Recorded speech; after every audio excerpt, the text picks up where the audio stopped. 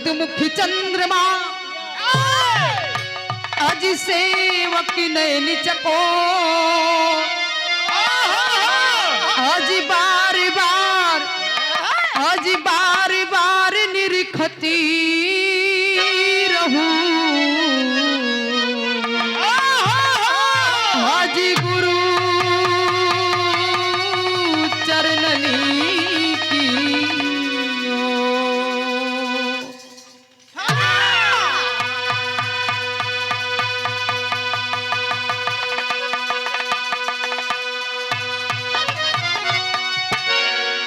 सदगुरु स्वामी दीन बंधु के आज सदा झुकैबे माथी और दुखिया परी दया करी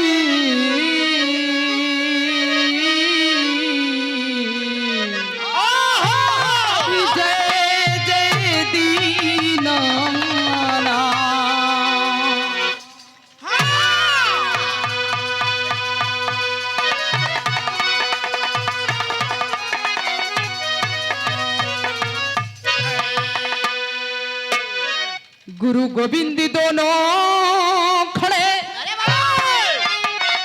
आज का को लागू पाओ तो बलिहारी गुरु आपकी आज गोविंदी दियो बता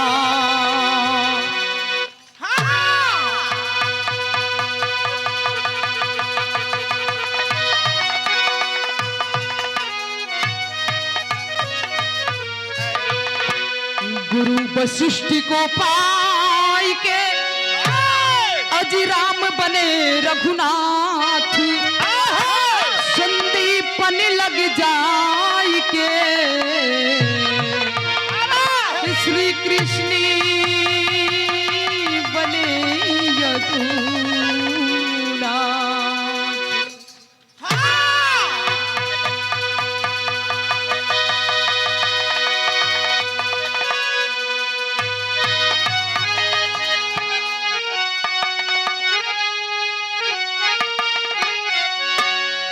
पहला बुल्लू गुरु के नाम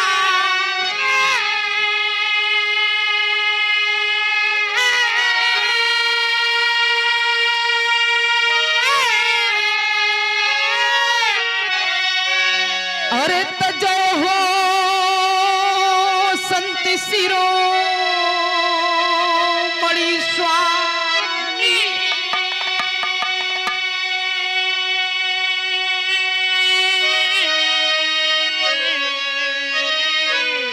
हजित नैया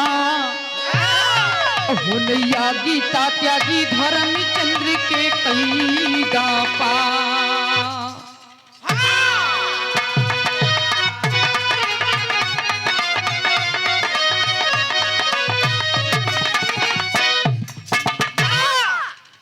अच्छा बाबू जी अरे बा बड़ी खुशी सौभाग्य न बल्कि हो भाग्य हमार अरे बा पावन पवित्र ऐतिहासिक धरती वीरों की धरती अरे बा बड़ी ही सौभाग्य से ये धरती पे आवे के लोगन के मौका मिलेला वाराणसी ए पिंडरा के ऐतिहासिक धरती पर आप सभी गार्जियन महोदय जी के श्री चरणों का दर्शन पाने का सौभाग्य प्राप्त हुआ। इस महफिल में आए हुए हमारे पिता तुल्य गार्जियन पढ़े लिखे विद्वान हमारे नौजवान साथी दूर दराज से आए हुए विरहा प्रेमी अतिथिगण सम्मानितगण हमारे देश के भविष्य हमारे देश के किरदार नन्हे मुन्ने बच्चे हित में संगी साथी नाते रिश्तेदार आयल गयल हम बोलत है ना हम बोलता है सपोर्ट करत हुआ हमारी जितने भी लोग यहाँ पे उपस्थित हैं जहाँ तक मेरी आवाज जा रही है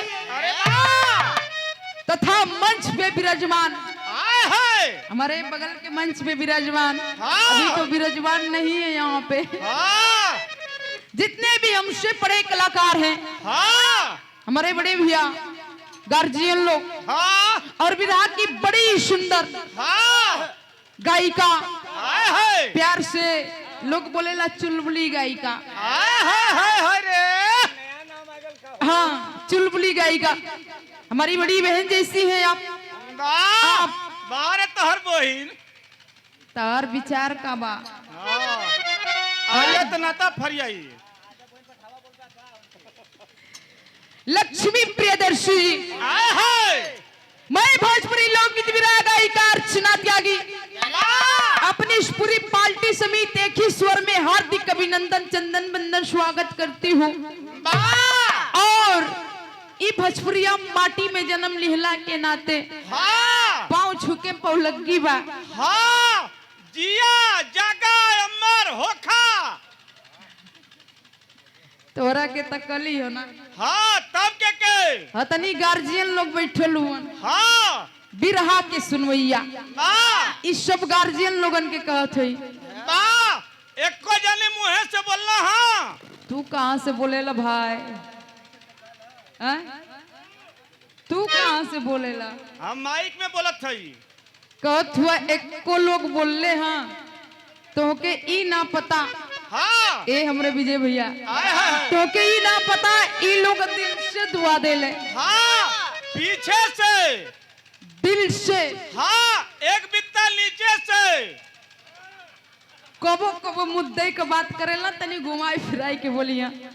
एक बित्ता नीचे, हाँ यानी गला के एक बित्ता नीचे दिल है। हाँ केहू भी केहू के आशीर्वाद देला दिल से, दुआ देला दिल से, हाँ चाहेला दिल से, पसंद करेला दिल से। हाँ कितना जने दिलवा ले में कुटा जात हम। कहीं तू ना हुआ नहीं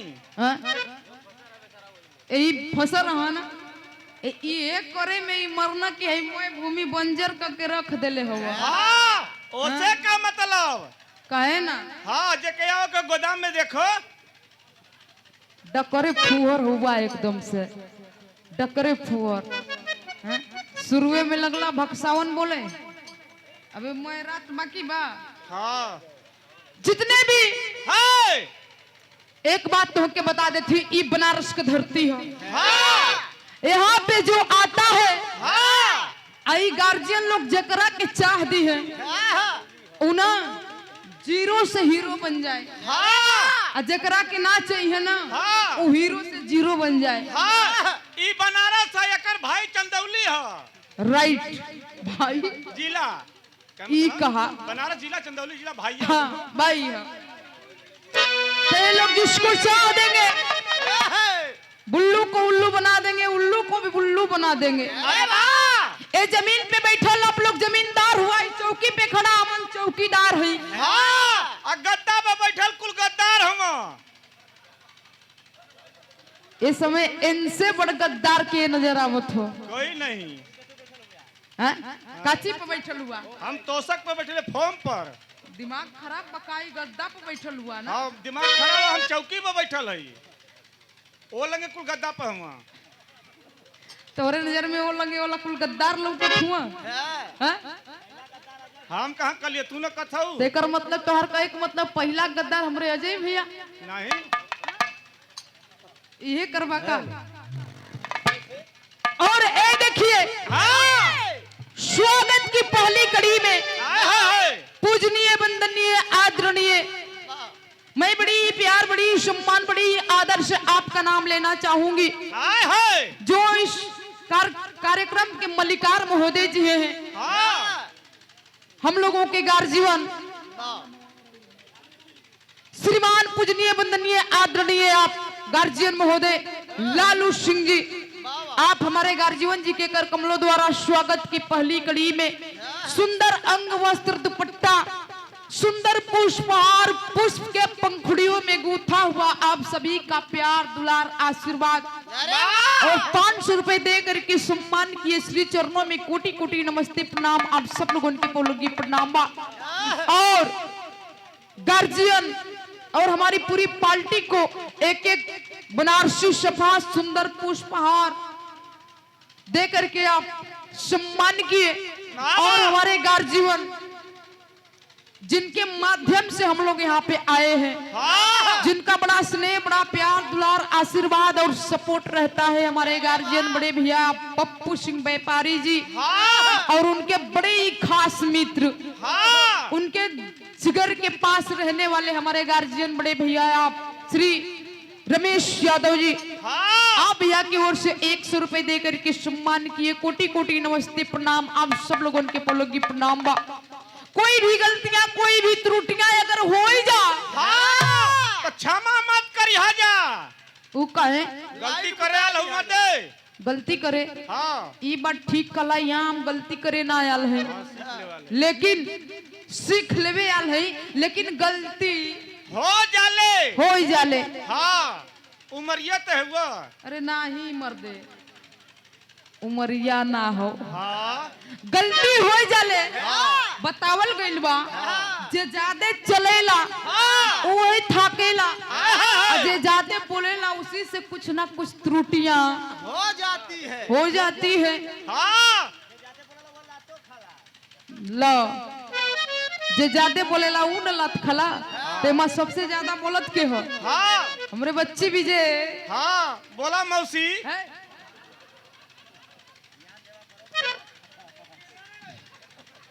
देखा, होश में बोला, होश का दवाई खाला। ई बनारस हो जल्ला बेटा। बोला चाची के करे री ताकी।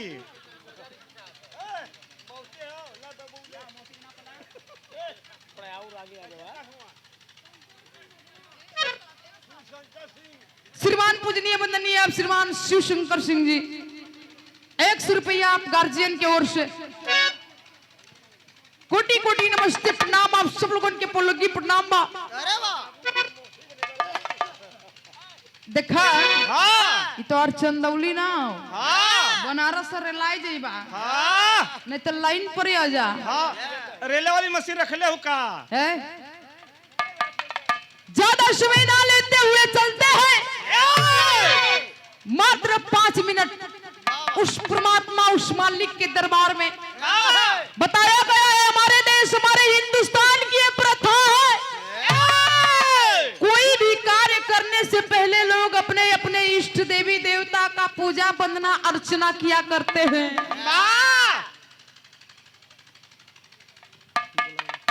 कोई भी कार्य करने से पहले अपने अपने इष्ट देवी देवता का पूजा वंदना अर्चना किया करते हैं लोग। जैसे में धन के पावे खातिर लोग माता लक्ष्मी, भगवान कुबेर के पूजा करेलन। बल के पावे वाला वीर हनुमान, बजरंग बली के पूजा करेलन। बहुत सा पुजारी ये दुनिया में हवन, केहू राम के पुजारी तक, केहू श्याम के पुजारी बा, कोई चाम के पुजारी बा। जैसे हमरे ढोलक मास्टर भरोस भैया के अगार पछार चामय हो। इनके बदे का सोना मढ़ल ना हो, सोना ना हो, यो चामय हो, लेकिन उमूल चाम हो। आई सब जिंदा चाम हो। बेचारा के जिंदगी भर मुआला मिलबा काहे जिंदा ना मिलन? नहीं, इनकर मौगी हो, इनकर बाबू चलावल ना। अच्छा, एक बिटिया एदासी उस मालिक, उस परमात्मा के दरबार में जाकर के उस मालिक से अरदास करती है और कहती है क्या? वाह, ओहो,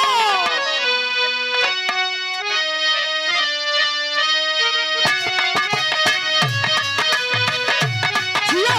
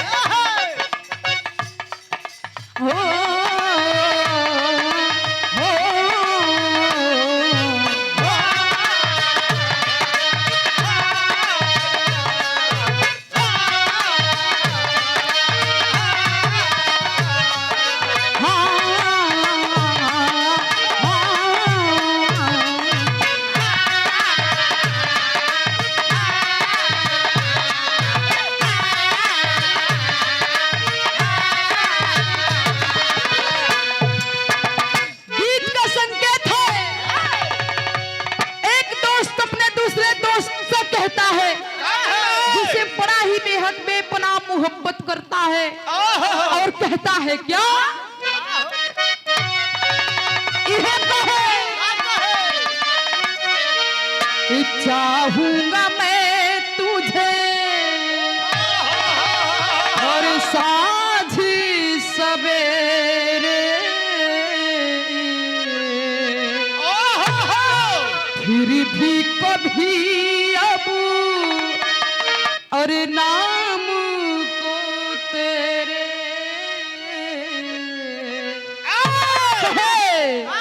चाहूंगा मैं तुझे शाम सवेरे,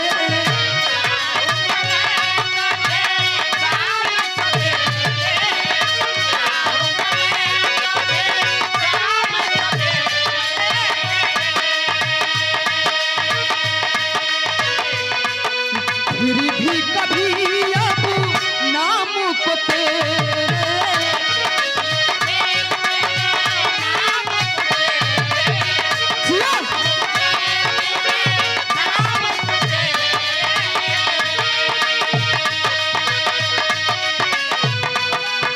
चाहूंगा मैं तुझे शाम सवेरे, फिर भी कभी अब नाम को तेरे आवाज मैं ना दूंगा, आवाज मैं ना दूंगा, आवाज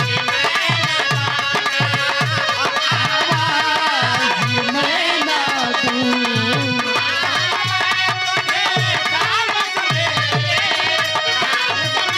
तुझे शाम सवेरे अब नाम को तेरे आवाज मैं ना दूंगा, आवाज मैं ना दूंगा,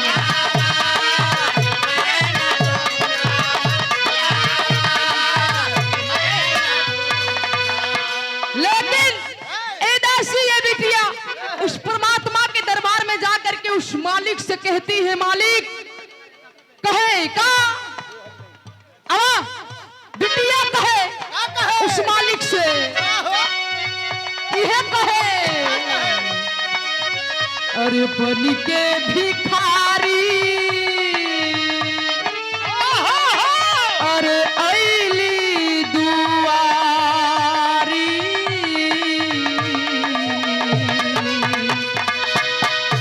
स्वामी जी आपके दरबार में ए दासी ये बिटिया खाली झोली लेकर के आई है, कहे का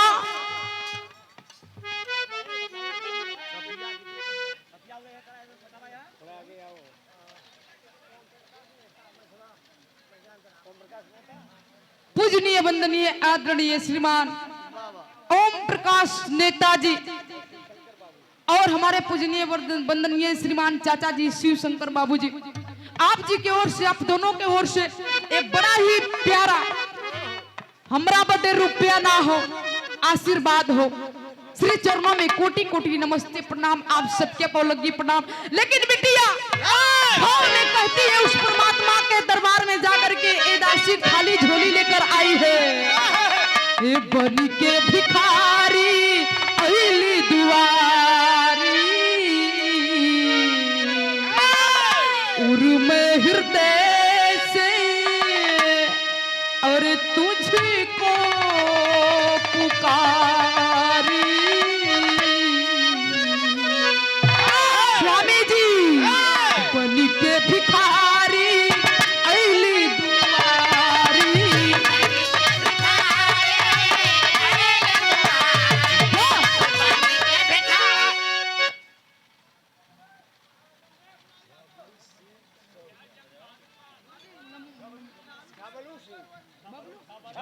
श्रीमान पूजनीय वंदनीय गार्जियन श्रीमान आप डब्लू सिंह जी, झबलू सिंह जी, आप हमारे गार्जियन जी की ओर से 100 रुपया इस भाव पे कोट कोट नमस्ते प्रणाम।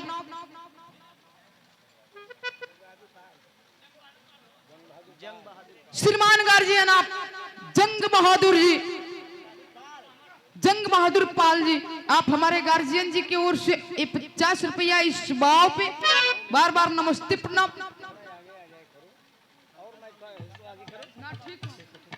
श्रीमान गार्जियन आप हरिशंकर बाबू जी हमारे चाचा जी हैं आप 50 रुपया इस भाव पे कोटि कोटि नमस्ते प्रणाम। दासी कहती है क्या इहे कहे बन के भिखारी अइली दुआरी।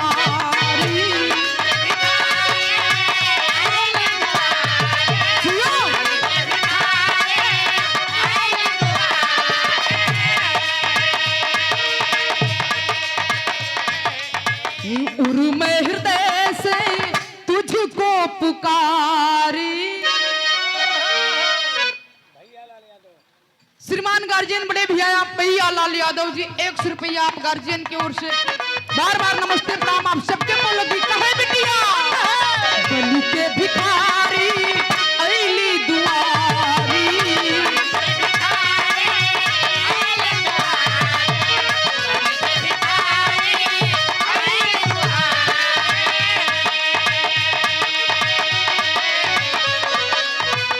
उर्म हृदय से तुझको पुकारी।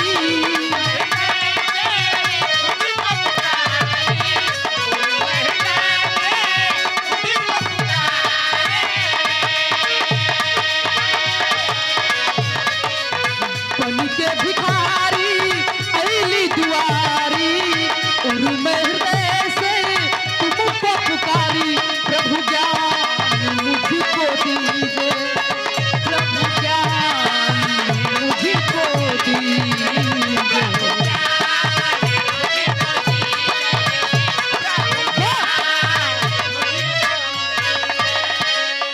दासी कहती है उर्म हृदय से दिल के अनंत गहराइयों से ए दासी ए बिटिया मझवा के ऐतिहासिक धरती से श्रीमान बड़े भैया कतवारू राजभर जी सही न भैया राइट ना। अगर बोले में कोनो त्रुटि हो जाई तो 100 के बदले घबराई मत होला। 100 के जगह पर 50 दे के फिर से सुधरवाए। सुधार कार्ड बनावे ना आयल है पहलवे कलियाना की गलती हो जाले। 100 रुपया हमरे भैया की ओर से बार बार नमस्ते प्रणाम आप सबके को लगी। बिटिया कहे बन के भिखारी अइली दुआरी।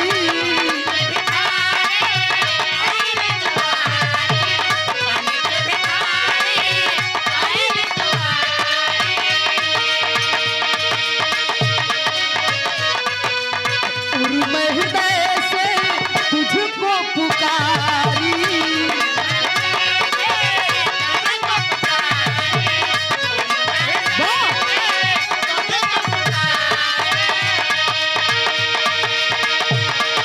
बन के भिखारी अइली दुआरी। उर्म हृदय से तुझको पुकारी। प्रभु ज्ञान मुझको दीजिए। प्रभु ज्ञान मुझको दीजिए।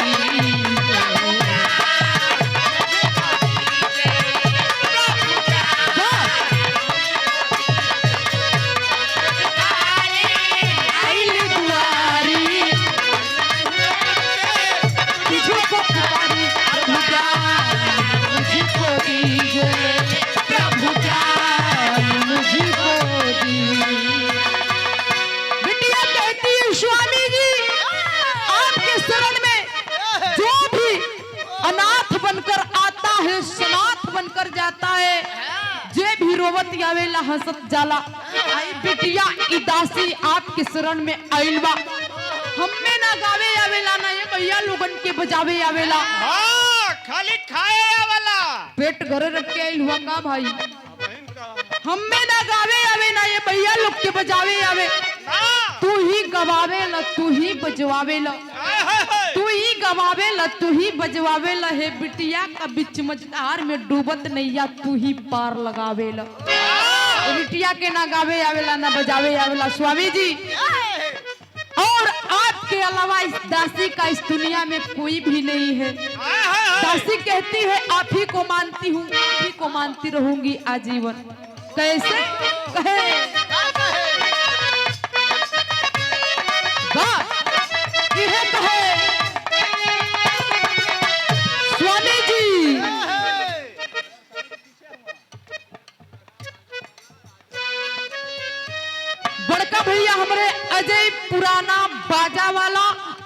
महाजन टेंट हाउस। क्या बात है, हमरे गार्जियन हमरे बड़के भैया की ओर से जेकरी पूरा व्यवस्था बना भैया। भैया क्या बात है, बहुत सुंदर। 50 रुपया हमरे भैया की ओर से कोटि कोटि नमस्ते प्रणाम, आप सबके पौलगी प्रणाम। बिटिया कहे स्वामी जी आज भी तू है कल भी तू है, जीवन में प्रभु तू ही तू है।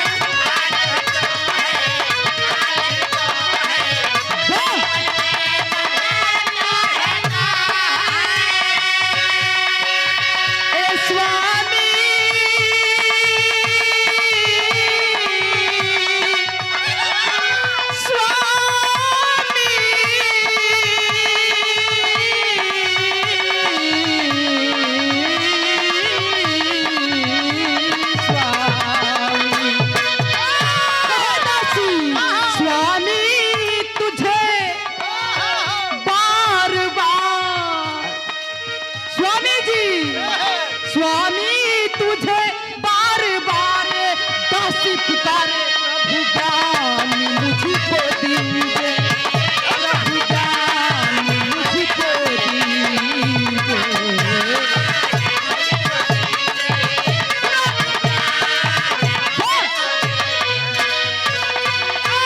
दासी कहती है आज भी तू है।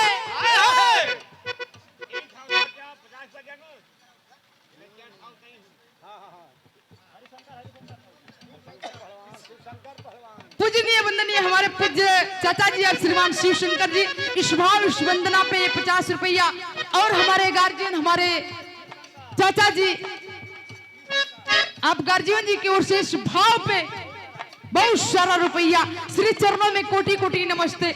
बिटिया कहती है, दासी कहती है मेरे इस जीवन में कोई भी नहीं है, आपके अलावा कोई और नहीं है, आप ही को मानती हूँ, आप ही को जानती हूँ, आप ही से ये बिटिया का संसार है। आज ये दासी को कोई जान रहा है, सतगुरु स्वामी जी ये आपकी देन है। मेरे जिंदगी में सिर्फ मेरे 3 ही गुरु हुए। पहला गुरु तो आप हैं, लेकिन आपसे भी पहला गुरु कौन है मेरे लिए? कहती है क्या यह कहे बिटिया स्वामी जी, कहती है माता पिता से बड़ा न कोई, बिन सतगुरु भो पारी न होई।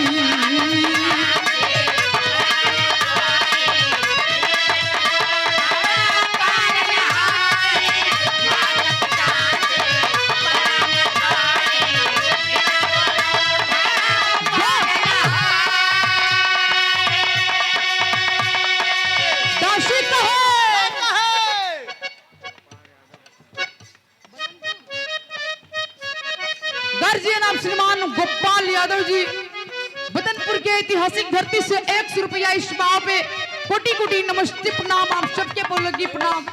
पूजनीय वंदनीय आदरणीय, मेरे पास शब्द नहीं है, मैं किस शब्द में अपने भैया का प्रशंसा करूं, जिनका आपका ना जाने कितना सपोर्ट स्नेह रहता है, सहयोग रहता है, प्यार दुलार तो हमेशा बरसता ही रहता है।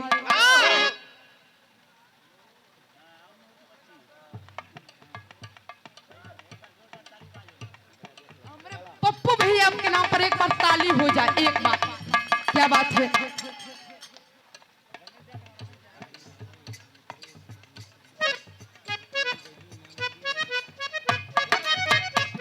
और सुंदर पुष्पहार 500 रुपए का आशीर्वाद हमारे गार्जियन बड़े भैया की ओर से कोटि कोटि नमस्ते प्रणाम, आप सबके पौलगी प्रणाम। गार्जियन आप शालिक यादव वतनपुर नारायण यादव जी, क्या बात है, 50 रुपया आपके ओर से 100 बार नमस्ते प्रणाम, आप सबके पौलगी प्रणाम। बिटिया कहे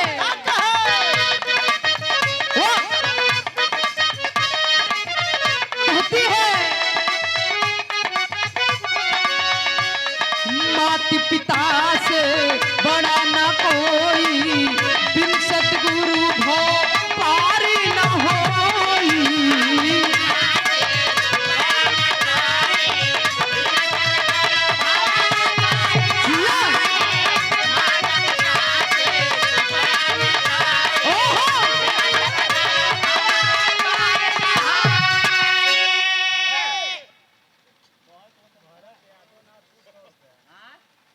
नाथपुर के ऐतिहासिक धरती से गार्जियन महोदय आप श्रीमान भरत यादव जी, नाथपुर के ऐतिहासिक धरती से 100 रुपया कोट कोट नमस्ते प्रणाम, आप सबके पौलगी प्रणाम। बिटिया कहे अरे मात पिता से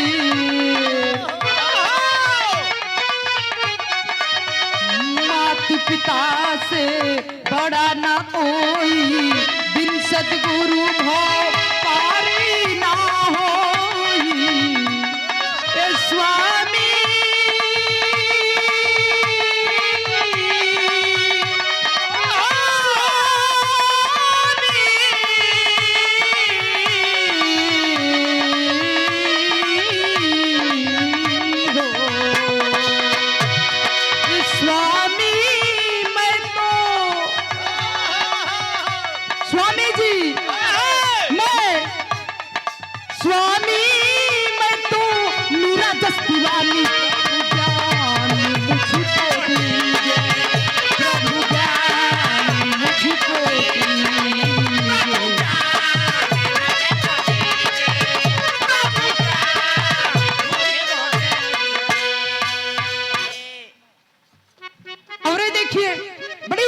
पुरस्कार गर्जन बड़े भैया आनंद हलवाई जमुना भैया कही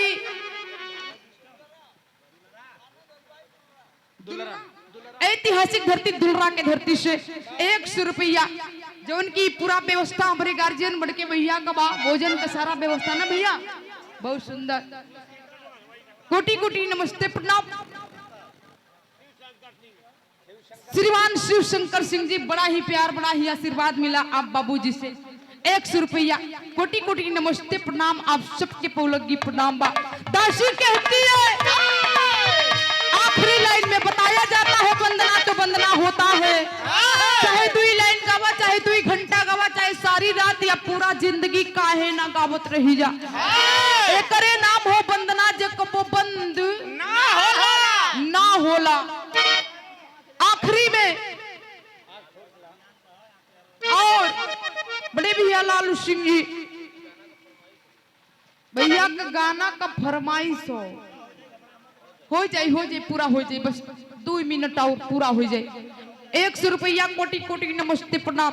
दासी आखिरी में कहती है कि ये बिटिया किस बगिया की फूल है,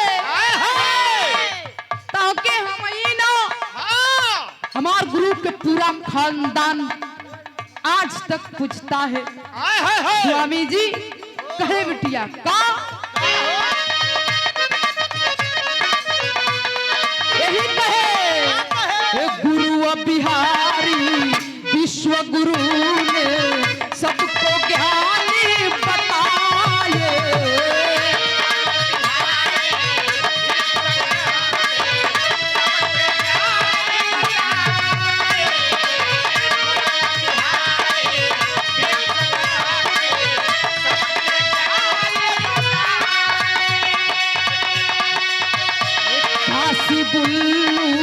सुखनंदन जी सबको राह दिखाए।